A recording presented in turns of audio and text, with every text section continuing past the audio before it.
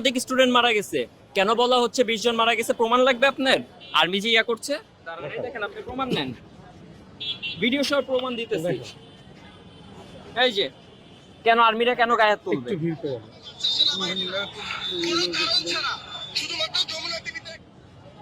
কেন আর্মি কেন মারবে, গায়ে হাত তুলবে কেন? কেন এটা ধামাচাপা দেওয়া হবে? এতজন স্টুডেন্ট মরছে, এখানে কেন ধামাচাপা দেওয়া হবে? উত্তর কই? কেন মরবে এতজন স্টুডেন্ট, কেন ধামাচাপা দেওয়া হবে? 76 সালের ভাঙ্গাচোরা বিমান দিয়ে ফ্লাই করবে, যেই বিমানটা চায়না গ্রাউন্ডেড করে দিছে, ওইটা কেন আমাদের সেকেন্ড হাইস্ট পাওয়ারফুল বিমান হবে? ফার্স্ট হাইস্ট পাওয়ারফুল হলো MiG-29, কেন সেকেন্ড এটা হাইস্ট হবে? কেন বাংলাদেশ এতদিন কি করছে, উন্নত হয় নাই কেন? আর কেন আর্মির কি ঠেকা পড়ছে যে এটা গোপন করতে হবে? কয়জন মারা গেছে রিপোর্টে, কয়জন কে করতেছে? সব রিপোর্ট করতেছে সেন্টিমেন্টাল রিপোর্ট।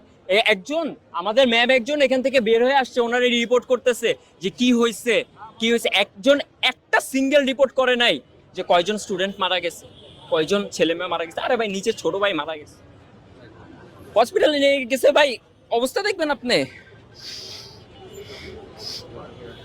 এই যে এগুলো হলো অবস্থা, এগুলো রিপোর্ট নাই, সব রিপোর্ট অল্প কিছু জন মারা গেছে। কেন ভাই এগুলো লুকানোর কি আছে?